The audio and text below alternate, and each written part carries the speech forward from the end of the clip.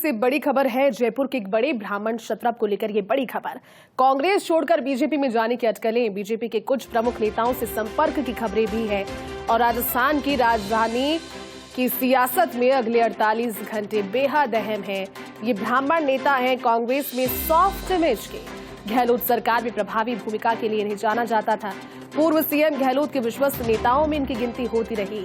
उल्लेखनीय है कि बीजेपी ने जयपुर शहर से उम्मीदवार अब तक घोषित नहीं किया है और ये 48 घंटे इसलिए महत्वपूर्ण बताए जा रहे हैं क्योंकि देखिए, पाला बदलने का दौर तो जारी है ही। चुनावों से पहले भारतीय जनता पार्टी का कुनबा बढ़ रहा है और कुनबा भी बढ़ रहा है कांग्रेस के साथियों के साथ, यानी कि जो पहले कांग्रेस के साथ थे उन्होंने कांग्रेस का हाथ का साथ छोड़कर हाल ही में भारतीय जनता पार्टी के दामन को थामा है।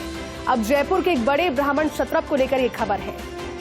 चलिए, ज्यादा विश्लेषण के लिए हमारे साथ पॉलिटिकल एडिटर योगेश शर्मा जी जुड़ गए। योगेश जी, चुनावों से पहले और क्या नजर आएगा, क्योंकि 48 घंटे बेहद अहम बता रहे हैं आप राजधानी जयपुर की सियासत के लिहाज से, और ऐसे में एक बड़े ब्राह्मण क्षत्रप को लेकर भी उड़ती खबरें हैं कि अब भारतीय जनता पार्टी का दामन थाम सकते हैं। क्या पूरी अपडेट इसको लेकर? देखिए, खबर तो जयपुर से निकलेगी लेकिन असर पूरे राजस्थान की राजनीति पर करेगी।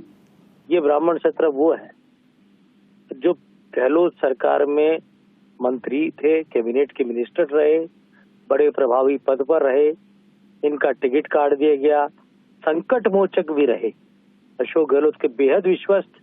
और इतना ही नहीं, जब जब बाड़ेबंदी की नौबत आई तब तक यही नेता थे जो बाड़ेबंदी को सफल बनाने का काम करते हुए नजर आए। दिन और रात नहीं देखा जी। लेकिन फिर उसके बावजूद कांग्रेस पार्टी ने इनका टिकट काट दिया। और अब ये नेता भारतीय जनता पार्टी के साथ कभी भी जुड़ सकते हैं, कभी भी जा सकते हैं।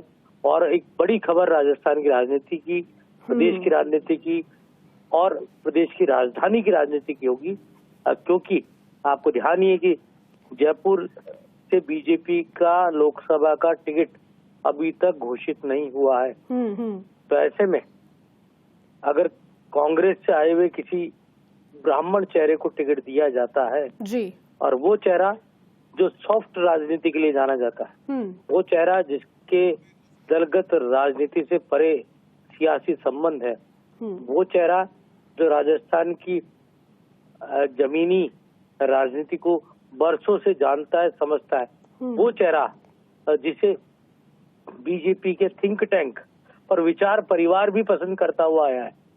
तो ऐसे में अपने आप में बड़ी खबर है जी। और मैंने 48 घंटे इसलिए बताए क्योंकि कल आचार संहिता का आह्वान हो जाएगा, ऐलान हो जाएगा, और उसके ठीक बाद जो परिस्थितियां बदलेंगी। आपको ध्यान ही है कि महेंद्र मालवीय कांग्रेस छोड़कर बीजेपी में चले गए, लालचंद कटारिया चले गए, ऋषपाल मिर्जा चले गए, राजेंद्र यादव चले गए, विजयपाल मिर्जा चले गए, आलोक बेनीवाल, सुरेश चौधरी, बड़ी लंबी फहरिस्त है।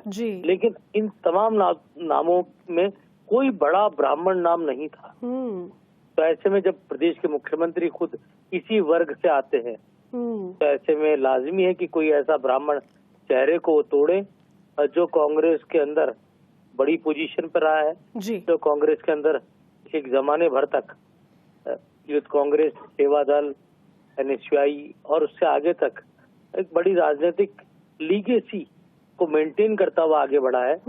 एक बड़े चेहरे के तौर पर जिसका जयपुर से वास्ता रहा है, जिसके कार्यकाल में 100 करोड़ रुपए जयपुर के आराध्य गोविंद देव जी के नाम पर खर्च हो रहे हैं, कॉरिडोर बन रहा है।